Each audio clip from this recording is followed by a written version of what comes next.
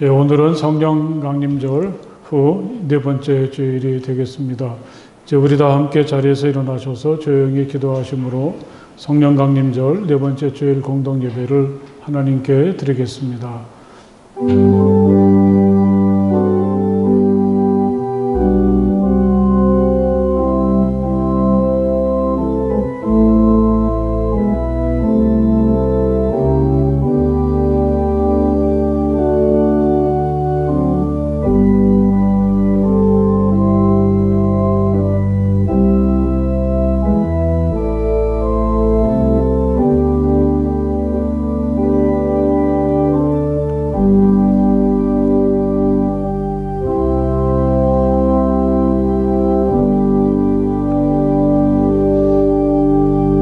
만군의 주님, 주님이 계신 곳이 얼마나 사랑스러운지요.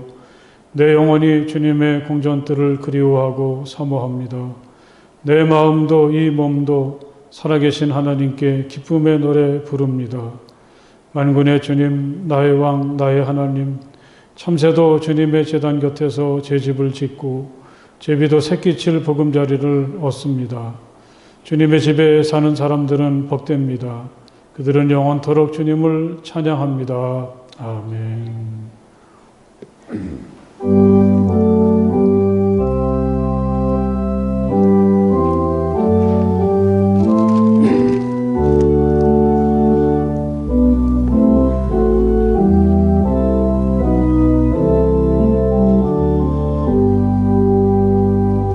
다 찬양하여라 전능왕 창조의 주께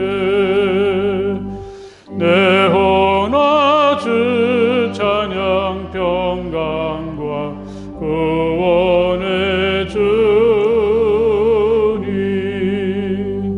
성도들아 주 앞에 이제 나와 즐겁게 찬양하여라.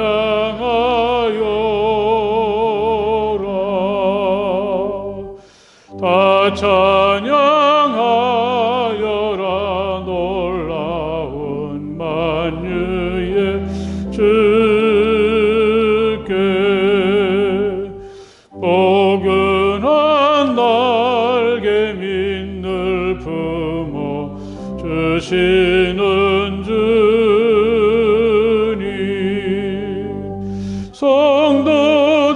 성도들아 주님의 뜻 안에서 내 소원 다 이루리라. 다 찬양하여라. 온 몸과 마음을 바쳐 이 세상 만물이 주 앞에 다 나와 찬양 성도들아 기쁘게 소리 높여 영원히 찬양하여라.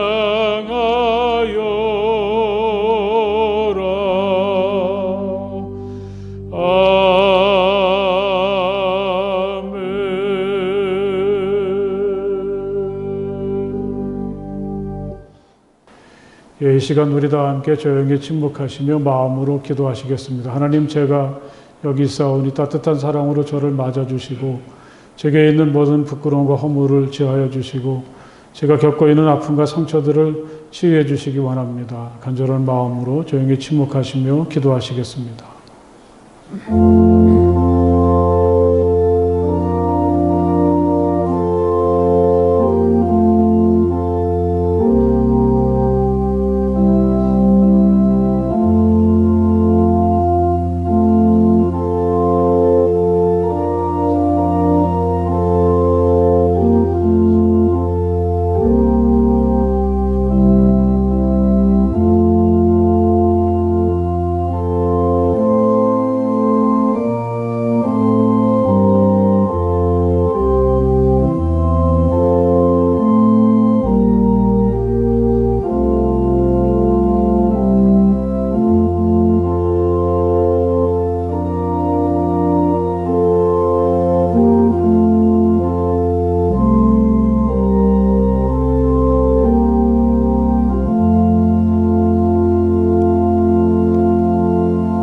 오늘 여러분께 하나님께서 주시는 위로와 사랑의 말씀이 있습니다.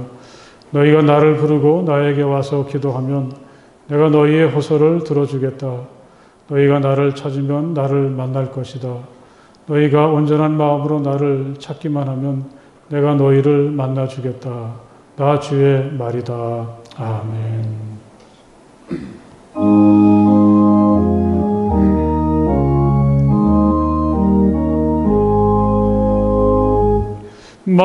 만복의 근원 하나님 온 백성 찬송 드리고 저 천사여 찬송하세 찬송 성부 성자 성령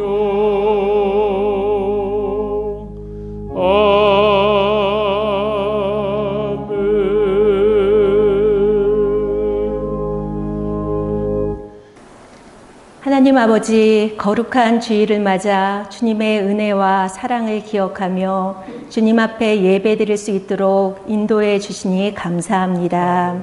이 시간 저희의 마음을 다해 겸손히 머리 숙여 예배드릴 때 주님 함께하여 주셔서 성령으로 충만하게 하시고 은혜 받을 수 있는 귀한 시간이 될 수 있도록 인도하여 주시옵소서. 또한 부족하고 무지한 저희들의 영안을 밝게 하여 주셔서 주님의 말씀을 밝히 보게 하시고 깨닫게 하시어 언제나 주님의 말씀에 순종하고 또 말씀대로 저희가 행할 수 있는 믿음의 자녀들이 될 수 있도록 도와주시옵소서.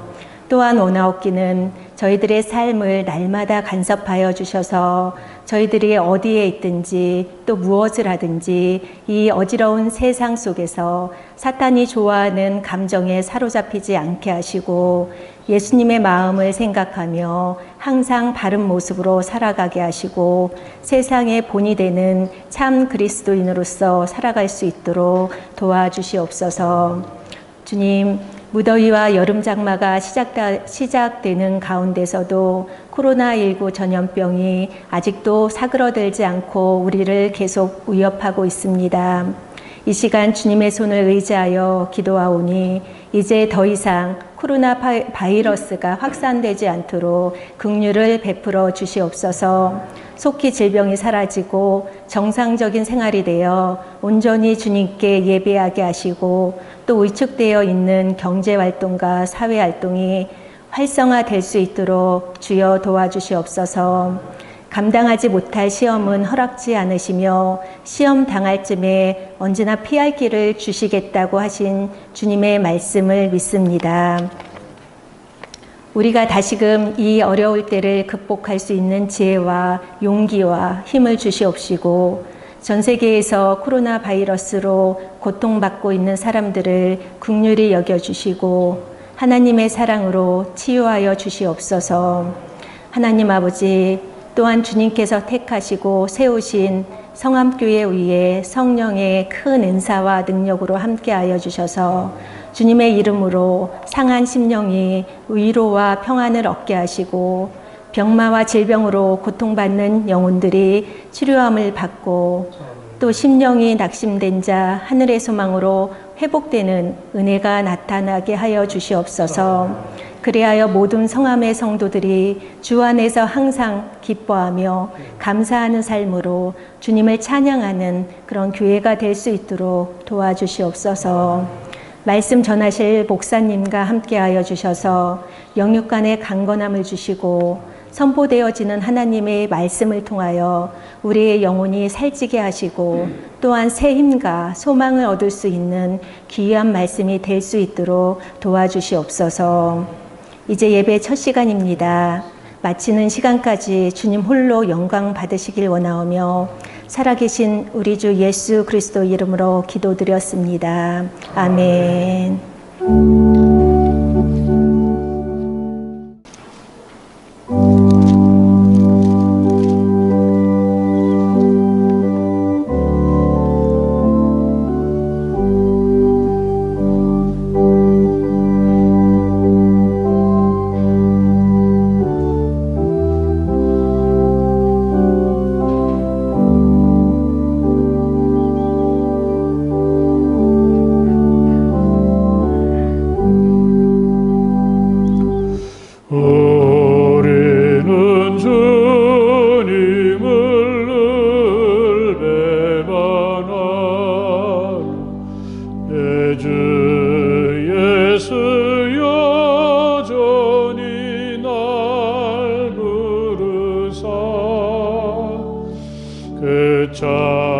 참되신 사랑을 베푸시나니 내 형제여 주님을 곧 따르라. 주 널 위해 비네 주 널 위해 비네 주 널 위해 비네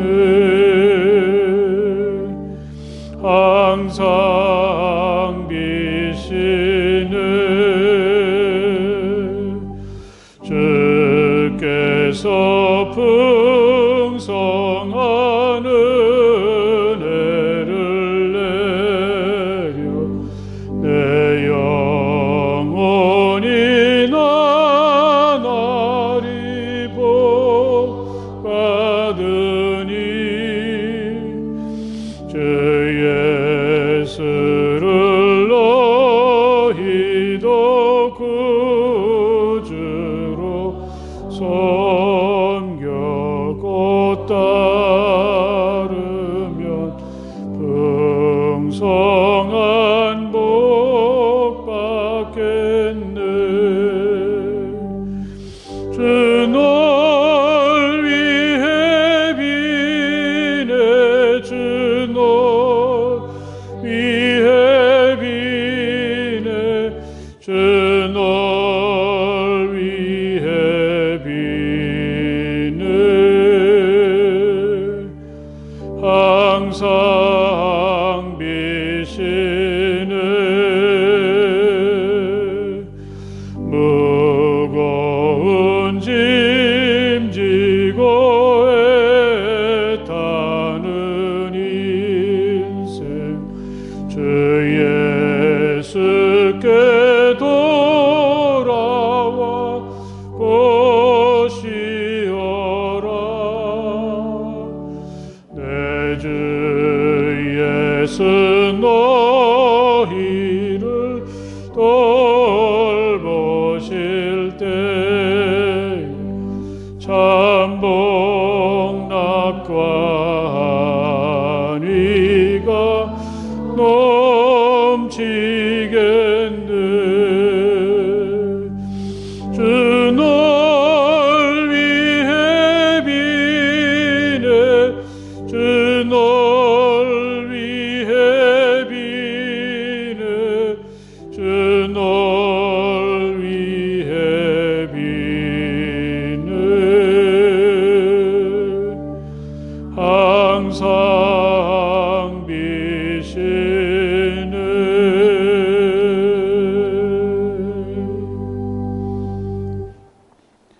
예, 오늘 하나님의 말씀은 구약성경 창세기 22장의 말씀입니다. 창세기 22장 1절에서부터 14절의 말씀을 다 찾으시기 바랍니다.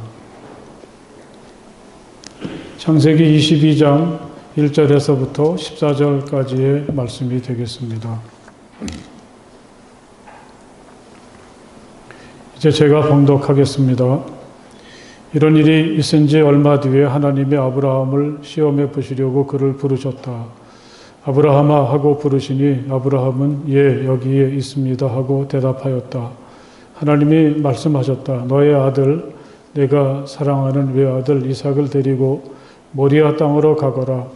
내가 너에게 일러주는 산에서 그를 번제물로 바쳐라. 아브라함이 다음날 아침에 일찍이 일어나서 나귀의 등에 안장을 얹었다. 그는 두 종과 아들 이삭에게도 길을 떠날 준비를 시켰다. 번제에 쓸 장작을 다 쪼개어 가지고서 그는 하나님이 그에게 말씀하신 그곳으로 길을 떠났다. 사흘 만에 아브라함은 고개를 들어서 멀리 그곳을 바라볼 수 있었다.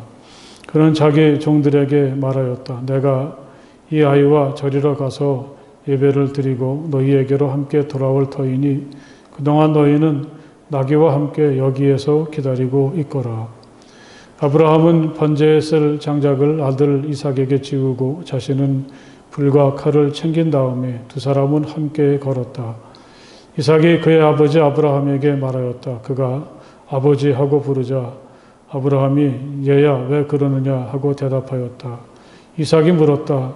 불과 장작은 여기에 있습니다마는 번제로 바칠 어린 양은 어디에 있습니까? 아브라함이 대답하였다. 얘야 번제로 바칠 어린 양은 하나님이 손수 마련하여 주실 것이다. 두 사람이 함께 걸었다. 그들이 하나님이 말씀하신 그곳에 이르러서 아브라함은 거기에 제단을 쌓고 제단 위에 장작을 벌려놓았다. 그런 다음에 제 자식 이삭을 묶어서 제단 장작 위에 올려놓았다. 그는 손에 칼을 들고서 아들을 잡으려고 하였다. 그때 주님의 천사가 하늘에서 아브라함아 아브라함아 하고 그를 불렀다. 아브라함이 대답하였다. 예, 여기 있습니다. 천사가 말하였다. 그 아이에게 손을 대지 말아라. 그 아이에게 아무 일도 하지 말아라. 내가 너의 아들, 너의 외아들까지도 나에게 아끼지 아니하니 내가 하나님 두려워하는 줄을 내가 이제 알았다.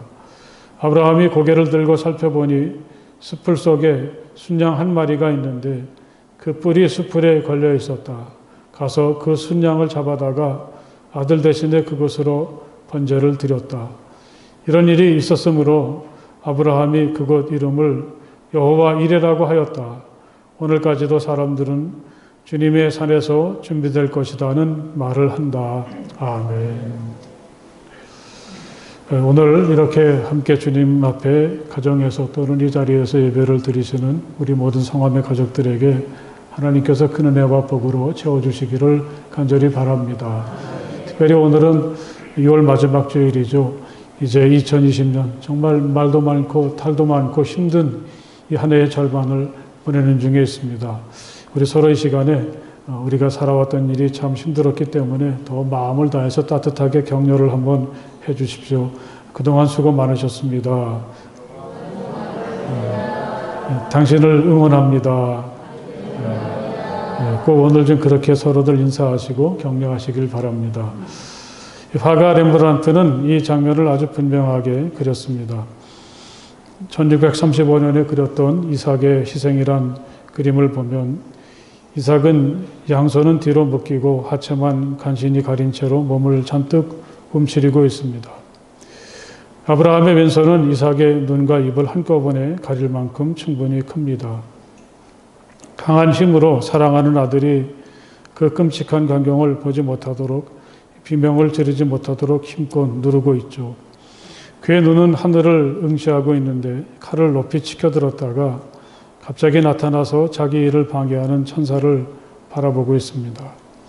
그의 눈을 어떻게 설명할 수 있을까요? 두려움, 놀라움, 흥분, 진지함 이런 여러 가지 복잡한 감정들이 그의 설명하기 힘든 눈빛으로 드러나고 있습니다. 칼은 그의 손에서 떨어지고 있습니다. 천사가 아브라함의 손을 잡아당기면서 강한 힘으로 그를 말리고 있죠. 이삭의 얼굴은 볼 수 없지만 두려워서 벌벌 떠는 것 같은 그의 위축된 몸이나 놀라움으로 천사를 바라보는 아브라함의 눈이나 간신히 이삭의 죽음을 막아냈지만 여전히 흥분을 주체하지 못하는 천사의 심각한 얼굴에서 우리는 이 자리가 얼마나 극적이었나 공감하게 됩니다. 그러면서도 전체적인 분위기는 밝다고 하겠습니다. 아들을 죽이는 광경을 그린 그 그림이 어쩌면 그토록 선명하게 모든 것을 묘사하고 있는지 그것을 밝고 빛나게 하신 분은 다름 아닌 하나님이신 거죠. 주님께서 산에서 친히 보신다. 여호와 이레를 이렇게 읽을 수도 있다고 하셨는데 천사도 사람들도 아주 심각하고 긴박하지만 하나님은 밝은 빛으로 그 가운데 함께 하시고 이렇게 힘든 자리까지 걸어온 이들을 기뻐하시고 축복해 주신다는 것을 우리는 얼마든지 느낌으로 읽을 수가 있겠습니다. 너의 아들, 내가 사랑하는 외아들 이삭을 데리고 모리아 땅으로 가거라. 내가 너에게 일러주는 산에서 그를 번제물로 바쳐라. 어느 날 갑자기 하나님께서 아브라함에게 하셨던 이 말씀, 이건 아브라함에겐 마치 하늘이 무너지는 것 같은 충격적인 일입니다. 이삭이 누군가요? 누구에게나 자식은 소중하지만 아브라함에겐 이삭이 그의 전부나 다름이 없습니다. 그동안의 모든 기다림과 수고와 노력의 열매라고 하겠고 오늘의 그의 전부라고 하겠습니다. 이삭이 없는 삶을 아브라함은 상상할 수가 없습니다. 이삭은 그의 미래이기도 하죠. 그의 모든 것을 물려받아야 할 상속자이기도 하지만 그를 고향에서 떠나게 한 동기, 그게 바로 이삭이기도 합니다. 하나님은 처음에 아브라함을 부르시면서 이런 약속을 하셨습니다. 내가 너로 큰 민족이 되게 하고 너에게 복을 주어서 내가 크게 이름을 떨치게 하겠다. 너는 복의 근원이 될 것이다. 이게 아브라함이 모든 것을 버리고 길을 떠나게 되고 그 오랜 시간을 견디게 한 시작이었습니다. 이스마엘도 아니고 다메섹에서 온 엘리에셀도 아닙니다. 하나님은 오로지 그의 아내인 사라를 통해서 낳은 아들 이삭이 이 모든 하나님의 계획을 이루는 증거가 될 것이라고 하셨습니다. 그러니 이삭은 단지 아브라함이 눈에 넣어도 아프지 않을 만큼 사랑하고 소중히 여기는 위아들 이삭이죠. 만일 이삭이 없다면 이제까지의 하나님의 모든 약속은 거짓말이 되는 것이고 그동안의 아브라함의 모든 기다림과 고통과 수고는 물거품이 되고 맙니다. 만약에 이삭이 무슨 사고나 질병으로 죽었다고 해도 아브라함에겐 하나님을 원망하고 실망하게 하는 충분한 이유가 되겠습니다. 그런데 오늘은 하나님이 직접 그에게 말씀하십니다. 내가 사랑하는 이삭을 내게 번제물로 바쳐라. 성경 말씀은 이런 하나님께서 아브라함을 시험하시려고 이렇게 하셨다고 분명히 밝혔습니다. 이런 일이 있은 지 얼마 뒤에 하나님이 아브라함을 시험해 보시려고 그를 부르셨다. 이렇게 말씀이 시작이 됩니다. 우리들은 다 알고 있는데 아브라함만 모르는 거죠. 만약에 그가 이게 하나님의 시험이라는 것을 알았다면 정말 힘든 명령이지만 그래도 감당하다 보면 해피엔딩으로 끝난다는 것을 미리 알고 있었다면 아브라함이 이렇게 심각하고 처절하지는 않았겠죠. 물론 가끔씩 불안하긴 해도 그는 사랑하는 아들과 멀리 모리아 산까지 즐겁고 유쾌한 나들이처럼 이 여정을 걸어갈 수가 있었을 것입니다. 우리도 그렇지 않습니까? 제3자가 되어서 지켜보는 입장이고 이미 결말을 다 알고 있으니까요. 아브라함은 대단해. 어쩌면 그럴 수 있지. 난 아브라함처럼 할 수는 없을 거야. 우리는 이런 기분으로 오늘 말씀을 대하게 됩니다. 이럴 때 이 말씀은 도저히 우리에겐 말도 안 되는 요구처럼 나와는 전혀 상관이 없는 비현실적인 이야기일 뿐입니다. 하지만 여러분, 이 말씀 앞에서 다시 생각해 보십시오. 우리에겐 이런 시간, 이런 시험이 정말 없습니까? 물론 아브라함과 똑같은 것은 아니겠지만 이 말씀을 읽을 때 내가 직면하는 시험에 대해서 떠오르는 어떤 것이 없습니까? 아브라함을 향한 하나님의 시험은 오늘 우리를 향한 시험이기도 합니다. 우리들도 아브라함과 같은 시험 앞에 서 있다는 사실을 여러분 잊지 마십시오. 내 아들을 번제물로 내게 바쳐라. 하나님께서 아브라함에게 이렇게 말씀하셨을 때 우리도 자신의 믿음을 돌아보게 됩니다. 내 믿음은 어떤가? 상황과 형편이 좋을 때는 물론 하나님을 잘 믿지만 그렇지 못할 때 혹시 오늘 아브라함처럼 하나님이 나를 실망하게 하신다고 해도 또 하나님을 믿을 수 없을 만큼 내 형편이 좋지 않을 때에도 우린 여전히 하나님을 믿을 수 있는가? 하나님은 우리에게 이것을 묻고 계십니다. 아브라함이 당한 시험을 우리는 이렇게 읽을 수 있다는 말씀이죠. 말씀드렸던 것처럼 이삭은 그가 정말 아끼고 사랑하는 아들이지만 하나님께서 그와 약속한 언약의 증거입니다. 하나님께서 그를 통해서 큰 민족을 만드시고 그의 이름을 온 세상에 떨치게 하시고 그가 모든 민족들에게 복의 근원이 되는 증거, 그 시작이 바로 이삭입니다.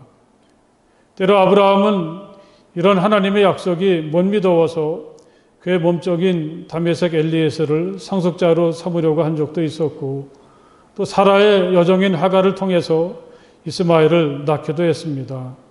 하지만 하나님은 그때마다 아니라고, 이들이 아니라 이삭을 통해서 그와 맺은 약속을 이루어 주시겠다고 하셨습니다. 오늘 말씀 앞부분에 나오는 이스마엘을 두고 사라와 하갈이 갈등을 일으켰을 때에도 하나님은 사라의 손을 들어주셨습니다. 이스마엘도 하나님께서 보살펴 주실 테니까 그와 하갈을 내보내라고 하나님은 말씀하셨죠. 그래서 이제 아브라함에게 남아있는 건 오직 이삭뿐인데 하나님은 그 이삭을 자신에게 제물로 바치라고 하시니 혹시 내가 이 말씀을 잘못 들은 건 아닌가? 아브라함이 그렇게 생각할 수가 있었겠죠. 그럼 어떻게 되는 거지? 하나님이 이삭을 여기서 데리고 가신다면 하나님이 나와 맺은 약속을 깨뜨리시는 것인데 이런 변덕스러운 하나님을 어떻게 믿을 수가 있을까요? 아브라함에겐 정말 큰 고비가 찾아왔습니다. 믿을 수 없는 하나님을 계속해서 믿어야 되나? 하나님이 이렇게 날 실망시킬 수가 있을까? 하나님은 아브라함을 궁지에 몰아넣으셨습니다. 여러분은 어떻습니까? 우리가 비록 그와 똑같은 경우는 아니라고 하더라도 우리에게 그런 때가 있지 않습니까? 너무너무 실망되어서 하나님을 믿을 수 없는 그런 시간 말이죠.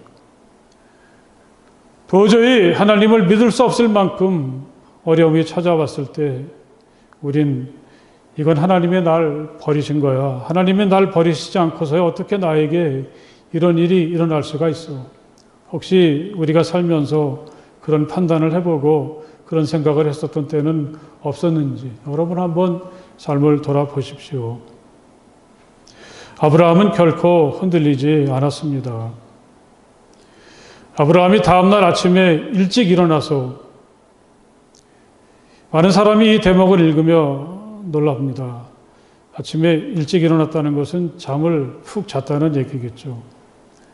여러분 같으면 그때 잠이 오겠습니까? 어떻게 해야 되나 고민하다가 날이 밝았겠죠. 어쩌면 화가 나서 잠을 이룰 수가 없었을 것입니다. 하나님이 나에게 어떻게 이러실 수 있어? 내가 어떻게 여기까지 왔는지 잘 아시면서 이건 말도 안 돼. 가슴이 벌렁벌렁하고 화가 치밀어서 도무지 잘 수가 없었을 것입니다. 그런데 아브라함은 이런 형편에서도 여전히 하나님을 믿었습니다. 어떤 주석가는 이런 아브라함의 상태를 맹목적이다 그런 말로 표현하기도 했습니다. 저는 그런 믿음을 이 바보 같은 믿음이라고 생각해 보았습니다. 세상을 떠나신 김수환 추기경님도 생전에 자신을 바보라고 했던 적이 있었죠. 아브라함이 그러합니다. 하나님 앞에서는 어떤 경우에도 그저 믿습니다. 맹목적으로 믿고 바보같이 믿습니다. 따질 것도 많고 할 말도 분명히 많죠. 젊은 날에 아브라함은 그랬습니다. 그래서 하나님을 무한하게 만든 적도 있었는데 이제 그는 어떤 경우에도 하나님을 믿고 흔들리지 않습니다. 하나님을 향해서 어떤 항변도 없고 제한도 없습니다. 그저 하나님이 어떤 말씀을 하시든지 믿으면서 묵묵히 그 말씀을 따를 뿐입니다. 사랑하는 여러분, 아브라함은 맹목적으로 바보같이 무조건 하나님을 믿었습니다. 하나님이라면 어떤 경우에도 그 하나님을 신뢰하고 묵묵히 자신의 몫을 다할 뿐입니다. 이렇게 맹목적이고 바보처럼 믿었던 믿음이 바로 아브라함의 믿음이었습니다. 사랑하는 여러분, 우리들도 아브라함처럼 될 수 있기를 간절히 바랍니다. 비록 내 형편이 어렵고 도저히 하나님을 믿기 힘든 형편 속에 있다고 할지라도 우리가 여전히 하나님을 믿고 신뢰할 때 사랑하는 여러분, 하나님은 그런 믿음을 통해서 우리가 상상하지 못했던 놀라운 일들을 우리에게 이루어 주시는 분이 아니십니까? 우리의 믿음이 이렇게 될 수 있기를 오늘 이 아침 주님의 이름으로 간절히 축복을 드립니다. 서로 하나님이 우리를 실망시키시고 또 믿음을 지키기 힘든 어려운 일이 있을 때에 여러분 오늘의 아브라함을 꼭 마음에 품으십시오. 어떤 조건 속에서도 믿음 위에 든든히 서는 우리가 될 수 있기를 주님의 이름으로 간절히 축복을 드립니다. 할렐루야. 우리 옆에 계신 분들하고 믿음 위에 든든히 섭시다. 그렇게 인사를 나눠보십시오. 하나님께서 내게 주신 것을 어떻게 하고 있는가? 우리는 이런 물음도 이 말씀을 읽다가 생각하게 되죠. 우리가 알고 있는 아브라함의 이 믿음의 여정은 이삭을 얻기 위한 여정이다. 그렇게 읽을 수가 있습니다. 그는 원래 자식이 없었고 먼저 세상을 떠난 동생의 아들을 자기 자식처럼 떠맡게 되었는데 하나님은 그에게 아들을 주시겠다고 하셨고 그 후로 아브라함의 여정은 이삭을 얻기 위한 기다림의 시간이었습니다. 고향을 떠난 다음에 아브라함은 몇 번 하나님을 만나게 되는데 그때마다 모든 대화의 초점은 아들에게 있었습니다. 그리고 마침내 그는 기다리던 아들을 얻었습니다. 이런 아브라함을 우리는 좋은 믿음의 모델이라고 인정하고 그 모습을 닮으려고 하지 않습니까? 비록 늦은 것 같아도 내 능력이 너무 부족해도 모든 게 다 끝난 것 같아도 그게 아니로구나. 나도 아브라함처럼 믿고 기다리면 언젠가 하나님은 내가 바라고 기다리는 그것을 허락하시는구나. 그런 믿음의 확신을 우리는 아브라함을 통해서 가질 수 있습니다. 그런데 오늘처럼 하나님께서 그렇게 얻었던 소중한 아들을 바치라고 하실 때 우리는 받는 게 모든 목적은 아니라는 것도 깨달을 수 있습니다. 무엇을 받는 것보다 더 소중한 것은 그것을 다시 하나님께 바치는 일에 있다는 것을 여기서 우리는 알 수가 있습니다. 보통 우리가 화장실 갈 때하고 나올 때 마음이 다르다 그렇게 얘기하지 않습니까? 우리에게 필요한 것들을 하나님께 구할 때 그때는 어떻습니까? 정말 겸손하고 그때는 정말 열심을 내지 않습니까? 그런데 막상 하나님께서 그것을 주셨을 때 우리는 어떻게 합니까? 받으면 그만일 때가 참 많죠. 하나님께서 주신 것인데 이걸 내가 하나님께서 원하시는 목적을 따라서 잘 사용하고 있는가? 이걸 고민하는 경우는 그다지 많지 않습니다. 아브라함은 그때 정신이 바짝 들었겠죠.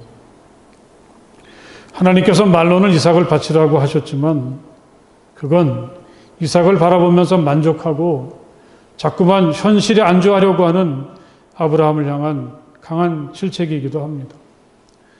사실 아브라함은 그럴 만한 때가 되지 않았습니까? 이제 그는 완전히 고령입니다. 무엇인가 새로운 것을 추구한다든지 젊은 날에 그랬던 것처럼 자기가 살고 싶은 그 삶을 위해서 모든 것을 버릴 수 있는 때도 아닙니다. 어쩌면 아브라함은 이삭을 지켜보면서 행복했고 이삭을 주신 하나님께 감사하면서 오늘을 만족하면서 살았을지도 모릅니다. 다른 사람은 몰라도 아브라함은 그럴 수 없다는 것이 하나님의 생각이고 그를 향한 하나님의 기대입니다. 적어도 아브라함은 복의 근원으로 부르심을 받지 않았습니까? 그렇다면 비록 나이가 들었어도 힘은 빠졌어도 자신의 본분이나 사명을 잊어서는 안 된다는 말씀이죠. 하나님께서 그에게 아들을 제물로 바치라고 하셨을 때 내가 지금 왜 여기 있는지, 나는 무엇을 위해서 살고 있는지 이걸 생각하라고 하는 말씀이죠. 적어도 오늘의 만족한 안일한 삶이나 자신만을 위해 살려고 하는 생각을 가져서는 안 된다고 하나님은 말씀하고 있습니다. 여러분, 아들을 제물로 바치라고 하는 하나님의 말씀 속엔 이런 하나님의 뜻이 담겨 있습니다. 우리는 이제부터는 받는 것으로만 만족하는 사람이 되어서는 안 되겠습니다. 만약에 지금 내가 누리고 있는 것들이 이삭처럼 하나님께서 주신 소중하고 값진 선물이라면 우리는 그것을 받는 것으로만 만족하거나 우리에게 주어진 현실에 만족하며 살아서는 안 될 것입니다. 과연 나는 하나님께서 내게 주신 생명이며 모든 소중한 것들을 잘 사용하고 있나? 비록 힘은 미약하고 알아주는 사람은 없어도 언제나 나를 향한 하나님의 소원과 신망을 마음속에 품으면서 그것을 위해서 살아가는 우리가 될 수 있기를 간절히 바랍니다.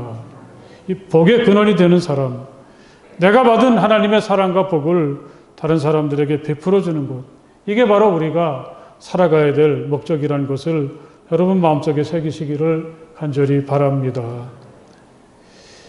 끝까지 가야 된다. 도중에 멈춰서는 안 된다. 그런 시험이기도 하죠. 하나님은 왜 아브라함에게 사흘이 넘게 걸리는 그 먼 곳까지 가서 번제를 드리라고 하셨을까요? 생각해보면 이 여정 자체가 아브라함에겐 시험입니다. 이 길을 가는 동안 아브라함에게는 얼마나 생각이 많았겠습니까? 어떤 이유나 핑계를 대고 바람이 많이 불어서 날씨가 안 좋아서 모든 여건이 갖추어주지 않아서 돌아가도 좋겠거니 그렇게 생각할 수 있는 기회이죠. 하나님은 정말 아브라함을 아주 짓궂게 시험하시는 것 같습니다. 어제 마음먹은 것을 아침에 당장 실천하고 끝나는 게 아니지 않습니까? 차라리 그랬더라면 아브라함이 이렇게 괴롭지는 않았을 텐데 하나님은 사흘이라는 긴 시간 동안 그의 마음을 마구 흔들어 놓으십니다. 게다가 마지막 여정은 아브라함과 이삭 둘뿐이죠. 번제했을 장작을 이삭에게 지우고 자기는 불과 칼을 챙겨서 갈 때 이게 아들과의 마지막 길이라고 생각해보면 누가 이 길을 갈 수 있겠습니까? 다시 다 팽개쳐 버리고 다시 돌아갈 것 같습니다. 게다가 이삭이 그에게 번제로 바칠 어린 양이 어디 있습니까? 이렇게 물어올 때 아버지로서 아브라함의 마음은 터질 것 같았겠죠. 그래도 아브라함은 갑니다. 하나님께서 정해주신 그것까지 한 걸음씩 걸어서 마침내 그곳에 도착합니다. 이제 도착했으니 잠시 좀 쉬자. 그게 아니죠. 바로 거기서 제단을 쌓고 그 위에 장작을 벌려놓고 이삭을 묶어서 그 위에 올려놓았습니다. 그리고 우리가 그림에서 보았던 것처럼 칼을 높이 치켜들고 그를 잡으려고 합니다. 여기까지 그는 거침이 없습니다. 그야말로 끝까지 가는 거죠. 이 장면을 소개하는 이 성경의 기록자도 너무 터무니없었던 모양입니다. 이 대목에서 이삭을 제 자식이라고 소개합니다. 그런 다음에 제 자식 이삭을 올려놓았다. 아무리 하나님이 시키시는 일이지만 이럴 수 있는가? 참다 분노한 것 같습니다. 이게 바로 아브라함이죠. 그는 끝까지 간 사람입니다. 하나님이 정하신 그 자리까지, 하나님이 원하시는 그 모습에 이를 때까지 그는 갔습니다. 도중에 멈추지 않고 끝까지 가는 사람, 그게 아브라함이고 끝까지 가는 게 그의 믿음입니다. 여러분, 우리들도 아브라함처럼 될 수 있기를 간절히 바랍니다. 때로 흔들리기도 하고 두려움도 있지만 불안하기도 하지만 하나님이 정하신 그것까지, 하나님이 원하시는 그런 모습에 이룰 수 있도록 멈추지 말고 되돌아서지 말고 끝까지 걸어가는 우리가 될 수 있기를 주님의 이름으로 간절히 축복을 드립니다. 옆에 계신 분들하고 끝까지 갑시다. 인사를 해보십시오. 네, 도중에 멈추지 맙시다. 이렇게 인사를 한번 해보십시오. 이런 일이 있었으므로 아브라함이 그곳 이름을 여호와 이레라고 하였다. 오늘날까지도 사람들은 주님의 산에서 준비될 것이다는 말을 한다. 아브라함이 그 길을 걸으면서 포기하지 않고 끝까지 갈 수 있었던 비결이 여기에 있다고 하겠습니다. 하나님은 항상 나를 위해서 좋은 것을 준비해 주신다. 이런 믿음이 그에겐 있었죠. 그래서 종들에게 우리들이 함께 다시 돌아올 것이다. 그렇게 이야기하기도 합니다. 또 번제물이 어디 있냐고 물어봤을 때 그 아들에게 번제로 바칠 어린 양은 하나님이 손수 마련해 주실 거야. 이렇게 이야기하는 게 바로 아브라함의 믿음이죠. 비록 이해할 수 없고 가서는 안 되는 길을 가는 것 같지만 하나님의 말씀을 따라 내가 끝까지 가면 바로 그곳에 하나님께서 반드시 좋은 것을 준비해 주셨을 것이라고 하는 믿음, 이게 바로 아브라함을 끝까지 갖게 했던 믿음이고 오늘 우리의 믿음이 될 수 있기를 간절히 바랍니다. 함께 걷는 것도 큰 힘이 되죠. 이 두 사람은 길을 함께 걸었다. 두 사람이 함께 걸었다. 성경은 이렇게 이삭과 아브라함의 길을 우리에게 이야기합니다. 넷이 걷다가 종 둘이 빠졌으니까 둘이 가는 게 당연한 일인데 별로 새삼스럽지도 않은 것을 두 번이나 말하고 있는 걸 보면 함께 걷는 게 참 중요하다는 것을 말하는 이유가 있다고 하겠습니다. 아브라함은 이삭이 있어서 거기까지 갈 수 있고 이삭은 아브라함을 신뢰하면서 그의 손에 이끌려서 거기까지 가는 거죠. 사랑하는 여러분, 함께 걸을 때 우리는 끝까지 걸을 수가 있게 됩니다. 함께 걸어주어 고마웠어. 덕분에 힘들이지 않고 정신없이 걸었지. 마정기 시인은 이렇게 함께 가는 일의 소중함을 고백한 적이 있습니다. 여러분 한번 주변을 살펴보십시오. 내 옆에 누가 함께 지금 걷고 있습니까? 너무 급하게 혼자만 가려고 하지 말고 너의 마음, 너의 속도에 맞추어서 함께 가려고 해보십시오. 믿음의 여정이란 이런 것입니다. 내가 먼저 좋은 친구가 되어보려고 하고 또 너에게 가깝게 다가가려고 하는 거죠. 그래서 함께 걸어갈 때 우린 혼자서 갈 수 없는 길도 갈 수 있고 또 끝까지 갈 수가 있습니다. 우리의 인생의 여정, 우리의 믿음의 길이 함께 걸어가는 길이 될 수 있기를 간절히 바랍니다. 우리 옆에 계신 분들에게 당신과 함께 걸어가겠습니다. 한번 인사를 또 한번 해보십시오. 예, 말로만 그렇게 하시지 말고 꼭 같이 걸어가시길 바랍니다. 예. 하나님은 우리가 잘 알고 있는 것처럼 그 길의 끝에서 하나님이 정하신 그곳에서 아브라함을 위해서 놀라운 선물을 준비하셨습니다. 이삭이 희생당하는 것을 막으셨고 어린 양을 준비하셨다가 그것을 하나님께 번제를 드리게 하셨습니다. 아브라함은 그곳에서 하나님이 어떤 분이신지 더욱 분명히 체험하게 되었습니다. 나를 실망시키고 믿을 수 없는 하나님이신 줄 알았는데 하나님이 얼마나 신실하시고 놀라운 것을 준비하셨는지. 이삭도 살아났지만 진정 살아난 것은 아브라함 그 자신입니다. 하나님을 향한 믿음을 간직하고 끝까지 나아갈 때 우리에겐 이렇게 도저히 생각할 수 없는 진정한 세상이 열리게 되는 줄 믿습니다. 바로 이게 우리가 도저히 하나님을 믿을 수 없는 경우에도 믿어야 되고 하나님의 거룩한 목적 앞에서 항상 자신을 성찰해야 되는 이유가 됩니다. 내 안에 어떤 갈등이 있고 내 앞에 어떤 어려움이 있어도 포기하지 않고 끝까지 길을 가야 되는 까닭이 됩니다. 사랑하는 여러분, 힘들고 어려운 오늘을 살고 있지만 하나님을 향한 소망을 품고 오늘도 힘차게 기쁨으로 걸어가십시오. 하나님께서 우리와 함께 하십니다. 할렐루야. 기도하시겠습니다. 하나님, 오늘 아브라함의 또 그 길의 끝에 정말 아름답고 좋은 것을 준비하셔서 우리를 새롭게 하시는 하나님이심을 다시금 깨닫게 도와주시니 감사합니다. 아브라함에게만 이 길이 주어져 있는 게 아니라 우리들도 이런 길을 걸어가고 있는데 아브라함처럼 어떤 경우에도 흔들림 없는 믿음을 가지고 우리의 삶의 목적을 다시금 생각하며 하나님을 믿으며 끝까지 걸어가는 우리가 되게 하여 주시옵소서. 예수님 이름으로 간절히 기도드렸사옵나이다. 아멘. 예, 옆에 계신 분들하고 한번 사랑하고 축복합니다. 같이 인사를 나눠보십시오. 사랑하고 축복합니다. 예, 광고 말씀 잠깐 드리겠습니다. 코로나가 계속해서 기승을 부리고 있는데 여러분 늘 일상적인 삶도 그렇지만 교회 오실 때도 꼭 그것을 기억해 주시기 바라고 또 이제 우리가 그 코로나를 보내면서 여러 가지 예배의 계획과 시간들은 여러 번 말씀을 드려서 많이 알고 계실 줄 믿습니다. 소중히 여기시고 믿음이 흔들리지 않도록 또 도저히 그 형편이 안 되시는 분들은 영상으로라도 꼭 예배를 드리시면서 하나님 앞에 믿음을 고백하고 하나님의 은혜를 경험하는 뜻깊은 시간들이 될 수 있기를 바랍니다. 다음 주에는 우리가 2020년 하반기를 맞이하는 시작하는 주일이기도 하지만 또 교회력에서는 그 천년매를 드리면서 하나님께 감사하는 맥주감사절입니다. 힘들고 어렵지만 감사할 이유들을 찾아보시고 또 진정으로 감사하면서 하나님 앞에 예배드림을 통해서 새롭게 멋지게 남은 반년을 시작하는 계기가 될 수 있길 바랍니다.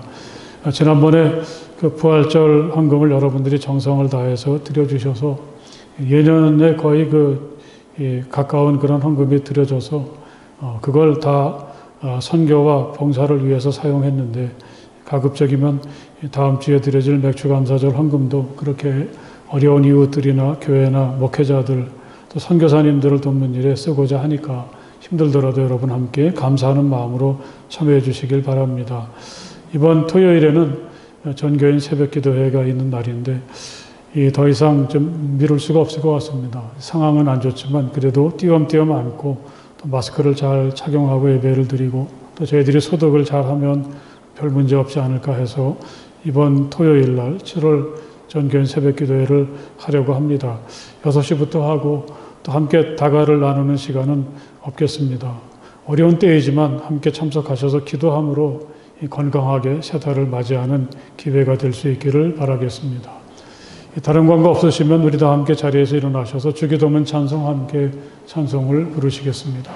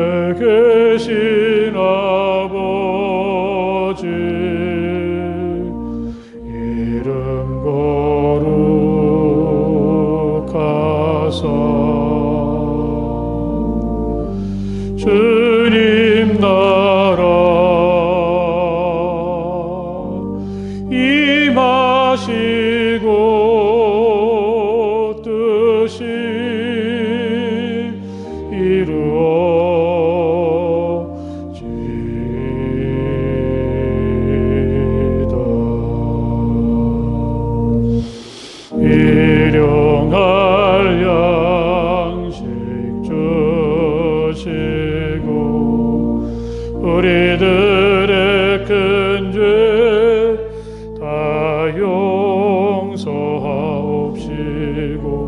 또 시험에 들게 마시고 악에서 구원하소서. 대개 주의 나라 주의 권세 주의 영광 영원히